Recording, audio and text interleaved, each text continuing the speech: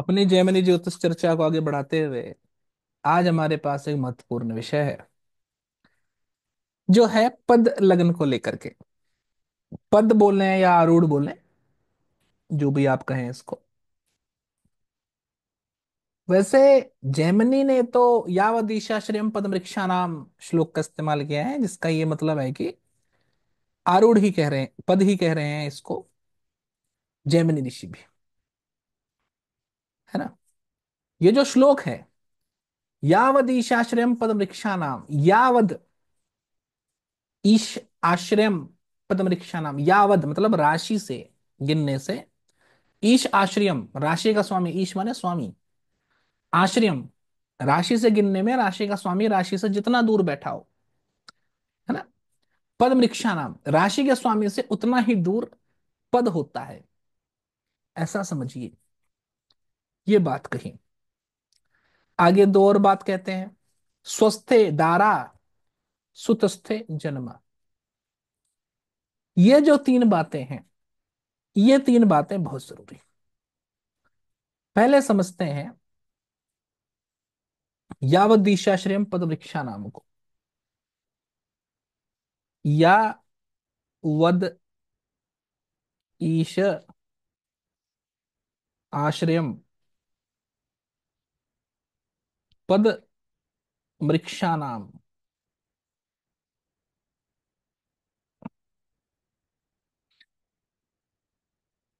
राशि से राशि का स्वामी जितना दूर हो, राशि स्वामी से उतनी ही दूर पद होता है।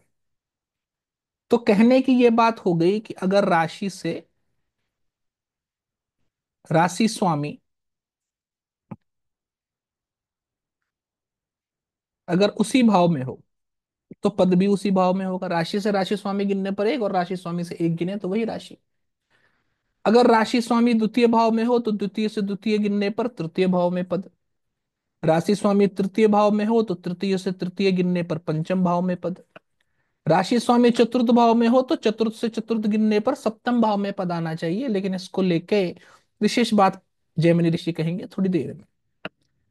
राशि का स्वामी पंचम भाव में हो, तो पंचम से पंचम गिनने से पद नवम भाव में। राशि का स्वामी छठे में हो, तो छठे से छठा गिनने से पद एकादश भाव में। राशि का स्वामी सप्तम में हो, तो सप्तम से सप्तम गिनने से पद लग्न में। राशि का स्वामी अष्टम में हो, तो अष्टम से अष्टम गिनने से लग्न पद तृतीय में। राशि का स्वामी अगर नवम में बैठा हो, तो नवम से नवम गिनने से पद पंचम में। राशि का स्वामी दशम में बैठा हो, तो दशम से दशम गिनने से पद सप्तम में। राशि का स्वामी एकादश में बैठा हो, तो एकादश से एकादश गिनने से पद नवम में। और राशि का स्वामी द्वादश में बैठा हो, तो द्वादश से द्वादश गिनने से पद एकादश में आएगा। जैमिनी ऋषि यही बात कहते हैं। लेकिन आगे दो और बात कह देते हैं। आगे कहते हैं स्वस्थे दारा सुतस्थे जन्म। ये दो बातें जैमिनी ऋषि और कहते हैं। इसका क्या मतलब हुआ, ये थोड़ी समझने की बात है। यहां पर हम इसको यूं समझें, स्वस्थ दारा कहने का ये मतलब हुआ, इसको थोड़ा सा विस्तार में समझने की बात है। बात यह है कि जैमिनी ऋषि ने कहा है सर्वत्र सवर्णा भाव राशि सह, भावर राशि की बात सवर्ण से करेंगे। सवर्ण से करने में थोड़ी विशेषता होती है। सवर्ण से करने में विशेषता होती है। जो स्वस्थे दारा जो बोला है, इसमें स्वस्थे का मतलब हुआ चार, दारा का मतलब हुआ चार। और सुतस्थे जन्म जो बोला है, इसमें सुत का मतलब हुआ सात, और जन्म का मतलब हुआ 10। तो इस दो श्लोक के द्वारा जैमिनी ऋषि ने यह कह दिया है कि ये बात राशि स्वामी राशि से जितना दूर बैठा हो, राशि स्वामी से उतने ही दूर में पद होता है। ये बात ठीक है 12 भाव के लिए। लेकिन दो भाव में विशेषता है कि अगर राशि का स्वामी चौथे भाव में हो, तो पद चौथे ही भाव में होगा। और राशि का स्वामी सातवें भाव में हो, तो पद 10वें भाव में होगा। अब इसमें यहां पर अगर गिनना गणना हम देखें,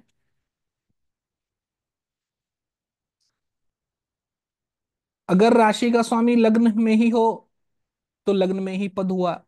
द्वितीय भाव में हो तो तृतीय भाव में पद पद हुआ, तृतीय भाव में हो तो पंचम भाव में पद होगा, चौथे भाव में हो तो चौथे ही भाव में पद होगा, पंचम भाव में हो तो पांचवें भाव में, पंचम भाव में हो तो नवे भाव में पद होगा, छठे भाव में हो तो एकादश भाव में पद होगा, सप्तम भाव में हो तो दशम भाव में पद होगा, अष्टम भाव में हो तो फिर से तृतीय भाव में पद होगा, नवम भाव में हो तो पंचम भाव में पद होगा, दसम भाव में हो तो सप्तम भाव में पद होगा, एकादश भाव में हो तो नवम भाव में पद होगा, और द्वादश भाव में हो तो एकादश भाव में पद होगा। ये जैमिनी ऋषि के कहने का आशय हुआ। लेकिन यहां पर कुछ लोगों का यह मानना है कि पद कभी भी जो है कि लग्न और सप्तम में नहीं हो सकता। कुछ लोगों का मानना है कि लग्न कभी भी चतुर्थ या दशम में नहीं हो सकता। लेकिन आप जैसा कि यहाँ पर देख पा रहे हैं, जैमिनी ऋषि ने साफ साफ ये बात, ऐसी कोई बात कही नहीं है।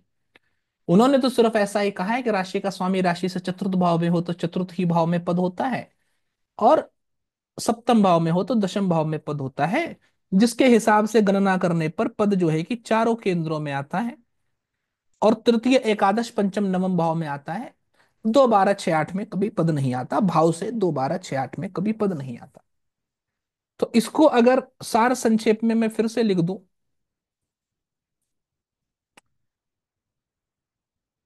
जिससे जानने में आसानी हो, तो इसको यूं लिखा जाए कि राशि का स्वामी लग्न में ही हो तो उसी भाव में पद, उसी भाव में हो तो द्वितीय भाव में हो तो भाव से तृतीय भाव में पद, भाव से तृतीय भाव में हो तो भाव से पंचम भाव में पद, भाव से चतुर्थ भाव में हो तो चतुर्थ ही भाव में पद, भाव से पंचम भाव में हो तो नवम भाव में पद, भाव से छठे भाव में हो तो एकादश भाव में पद, भाव से सातवें भाव में हो तो दशम भाव में पद, भाव से आठवें भाव में हो तो तृतीय भाव में पद, भाव से नवम भाव में हो तो पंचम भाव में पद, भाव से दशम में हो तो सप्तम भाव में पद, भाव से एकादश में हो तो नवम भाव में पद, और भाव से द्वादश में हो तो एकादश भाव में पद होता है।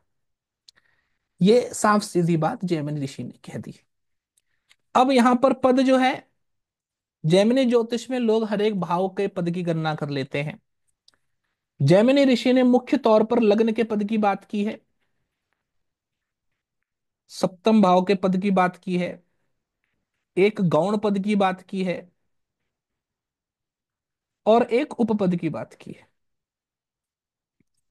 हर भाव के पद की जैमिनी ऋषि बात नहीं करते हैं। वैसे लोग हर भाव के पद को लेते हैं, लेकिन फिर भी क्योंकि जैमिनी ऋषि हर भाव के पद की बात नहीं करते, इसलिए हम भी हर भाव के पद को नहीं लेते।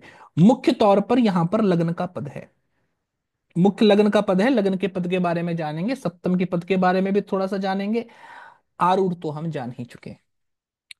अब यहां पर एक बात है, बात यह है, जैमिनी ऋषि ने कहा यावत दिशाश्रयम पदमृक्षा नाम, उस राशि को, राशि के स्वामी से राशि के पति तक गिनने से जो संख्या आई वही राशि पति से आगे गिनो, और वो जिस भी भाव में आए उस भाव को पद मानो। यहाँ पर डिग्री विग्री की कुछ खास बात नहीं की है, कुछ लोग इसमें डिग्री भी डाल देते हैं, बट ये तो ठीक नहीं। एक गणना करके देख लेते हैं, गणना करके देखने से आसान होगा। एक हॉरोस्कोप ले लें, है ना, धीरू भाई अंबानी का हॉरोस्कोप ले लेते हैं। धीरू भाई अंबानी की जन्म पत्रिका जब आप देखेंगे, तो धीरू भाई अंबानी की जन्म पत्रिका में आपको देखेगा कि लग्न का जो स्वामी है गुरु नवम भाव में बैठा है। नवम भाव में बैठने से आरूढ़ जो है कि पंचम भाव में आता है। आरूढ़ की गणना हो गई, सीधी बात। अब यहां पर आरूढ़ के बारे में जैमिनी ऋषि कुछ बात कहते हैं, जो बात जानना की बहुत जरूरी है। एक एक करके हम इस बात को जानेंगे। जैमिनी ऋषि सबसे पहले कहते हैं व्यये सग्रहे ग्रह दृष्टेवा श्रीमंत। व्यये सग्रहे ग्रह दृष्टेवा श्रीमंत मतलब अगर इस आरूढ़ लग्न लग्न का जो आरूढ़ आया उससे, उसको ही मुख्य तौर पे आरूढ़ कहेंगे, पद कहना चाहिए। वैसे पद पद शब्द ही जैमिनी ऋषि ने इस्तेमाल किया। लग्न का जो पद आया उससे एकादश भाव में अगर ग्रह बैठा हो या ग्रह की दृष्टि हो, तो व्यक्ति श्रीमंत होता है। श्रीमंत मतलब श्रीपति होता है, धनी होता है। देखेंगे हम धीरूभाई अंबानी के लिए आरूढ़ लग्न एकादश, आरूढ़ लग्न जो है कि पंचम भाव में आया था, पंचम भाव से एकादश गिनेंगे तो वहां पर राहु बैठा है। दृष्टि की बात करेंगे तो मंगल और गुरु की दृष्टि है, केतु तो हमेशा सप्तम में रहेगा, उनकी दृष्टि तो नहीं होगी। दो ग्रहों की दृष्टि है, एक ग्रह बैठा है, तीन ग्रह का संबंध है। जैमिनी ऋषि ने क्या कहा है, श्रीमंत। श्रीमंत होगा, धनवान होगा। धीरू भाई अंबानी तो धनवान थे ही। आगे क्या बात कही है? आगे कहा है शुभे नान्या लाभ, अगर शुभ ग्रह बैठे हों तो शुभ मार्ग से धन का लाभ होता है। पापेर मार्गे न, अगर पाप ग्रह बैठे हों तो पाप मार्ग से धन का लाभ होता है। दोनों प्रकार के बैठे हों तो शुभ पाप दोनों प्रकार से धन का लाभ होता है। उच्चादि भी विशेषात, अगर उच्च इत्यादि ग्रह बैठे हों तो विशेष तौर पे धन का लाभ होता है, और भी ज्यादा धन का लाभ होता है। नीचे ग्रह योगाद व्यधिक्यम, यही सेम बात 12वें भाव पे भी लागू होती है। जैसे एकादश भाव लाभ का हुआ, वैसे 12वां भाव नुकसान का हो गया। तो 12वें भाव में जब ग्रह की दृष्टि होगी या वहां पर ग्रह बैठा होगा तो क्या होगा? धन का नुकसान होगा, धन का व्यय होगा। अब यहां पर दोनों के बीच में तुलना की जाए, ये मैं अपनी तरफ से आपको बता रहा हूं, लेकिन ऐसा ही किया जाना चाहिए, ये बात क्लियर है। तो आरूढ़ जो है वो एक पंचम भाव में पड़ा, पंचम से एकादश में राहु बैठे हैं, दो ग्रह मंगल गुरु की दृष्टि है, तीन ग्रह का प्रभाव हुआ। आरूढ़ से द्वादश भाव में जहां पर कि मीन राशि है, कोई ग्रह नहीं बैठा है, केवल एक शनि का प्रभाव है, एक ग्रह का प्रभाव है। तो धन दे रहे हैं तीन ग्रह, और धन जा रहा है एक ही ग्रह के द्वारा, तो क्या हुआ? अधिक धन आ रहा है, कम धन जा रहा है, ये व्यक्ति धनी है, सीधी बात। इस प्रकार से किसी भी कुंडली में धनी या निर्धन का विचार किया जा सकता है। कुछ और बातें भी हैं। जैमिनी ऋषि कहते हैं रवि राहु शुक्र नृपात, अगर 12वें घर में सूर्य का, राहु का या शुक्र का संबंध हो तो राजा के द्वारा धन का नुकसान होता है। अगर यही ग्रह एकादश भाव में देखेंगे तो धन का लाभ होगा। अगर चंद्रमा की दृष्टि हो तो जो भी फल है वो फल पक्का पक्का जरूर जरूर होता है। अगर बुध का प्रभाव हो, अगर बुध का संबंध हो द्वादश भाव में, तो नाते रिश्तेदारों की वजह से धन का लाभ होता है। एकादश भाव में प्रभाव हो तो नाते रिश्तेदारों से धन का लाभ होता है, द्वादश भाव में प्रभाव हो तो नुकसान होता है। गुरु के लिए कहा है कर मूलात, मतलब गुरु एकादश भाव में हो तो कर मूलात में, यहां पर कर का मतलब कुछ लोग लेते हैं टैक्स। गुरु का 12वें भाव में प्रभाव हो तो टैक्स के द्वारा धन का नुकसान होता है, और 11वें भाव में प्रभाव हो तो टैक्स के द्वारा धन का लाभ होता है। मैं कर मूलात का मतलब स्वपार्जित धन भी लेता हूं, अपने मेहनत से, कर मतलब अपने हाथ से, है ना। तो 12वें घर में अगर गुरु का प्रभाव हो तो व्यक्ति अपने हाथ से दान इत्यादि में धन खर्चता है, और एकादश भाव में हो, है ना, तो अपने भुजबल से, अपने स्वपार्जन से धन का लाभ करता है। और ऐसा मैं इसलिए कहता हूँ, धीरू भाई अंबानी की कुंडली में जैसे आपको याद होगा आरूढ़ से एकादश में गुरु की दृष्टि है, और जैसा कि हम जानते हैं कि धीरू भाई अंबानी खुद तो बहुत बड़े बिजनेस से, फैमिली से नहीं आए थे, अपनी मेहनत करके अपने स्वबल से, अपने भुजोपार्जित धन से उन्होंने धन कमाया। यही बात देखने में आती है, इसलिए मैं गुरु का ऐसा इंटरप्रिटेशन लेता हूं, और मैं लेता हूं इसलिए कह रहा हूं क्योंकि आपको भी लेना चाहिए। आगे कहते हैं कि अगर मंगल या शनि का प्रभाव हो द्वादश भाव में तो भाई से धन का नुकसान होता है, एकादश भाव में हो तो लाभ होता है।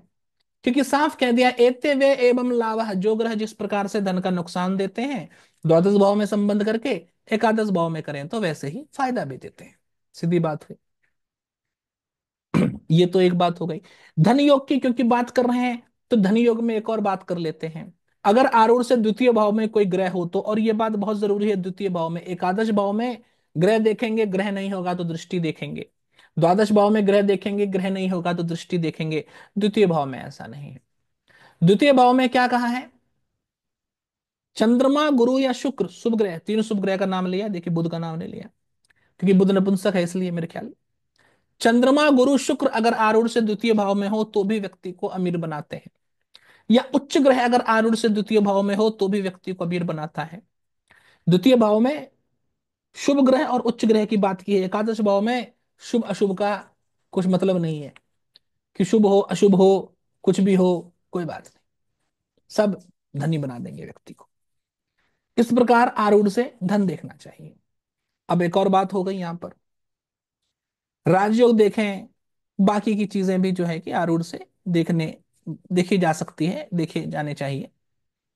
लेकिन अभी सिर्फ इतने पे रहते हैं, ये बहुत ही जरूरी फंडा है, बहुत ही जरूरी प्रिंसिपल है। और मुझे लगता है कि अगर किसी कुंडली में व्यवसाय व्यापार इत्यादि का निर्णय करना हो तो जैमिनी ऋषि का ये जो नियम है कि इससे धन का लाभ होता है और इस जगह से धन का नुकसान होता है, इससे बढ़िया कोई प्रिंसिपल, कोई फॉर्मूला मिलना बड़ा मुश्किल है। बहुत ही बेस्ट फॉर्मूला है। आपको ये ठीक से ध्यान हो कि कौन सा ग्रह क्या फल देता है ना। जैसे गुरु के बारे में जैसे मैंने कहा कि सो भुजोपार्जित धन होता है इत्यादि, इसको ध्यान में रखें और ये आरूढ़ का प्रिंसिपल अपना लें तो प्रोफेशन निकालना चुटकियों का खेल हो जाएगा। क्या काम करने में सफलता मिलेगी, कहाँ से धन का लाभ होगा, कहाँ से धन का नुकसान होगा, ये चुटकियों का खेल हो जाएगा, है ना। तो ये प्रिंसिपल जो है कि ये मैंने आपको समझा दिया है, छोटा प्रिंसिपल है, प्यारा प्रिंसिपल है, लेकिन जेमिनी की एक खासियत है, प्रिंसिपल छोटे प्यारे आसानी से याद करने वाले होते हैं, लेकिन फल इतना सटीक, इतना समझदार होता है कि मैं तो कहता हूं जेमिनी इज इनफाइलेबल, जेमिनी कभी चुकती नहीं है। आप भी इस बात को जब मान जाएंगे, जान जाएंगे, जब आप इसको इस्तेमाल करेंगे, तो इस्तेमाल करिए, इसलिए बताया है। धन्यवाद।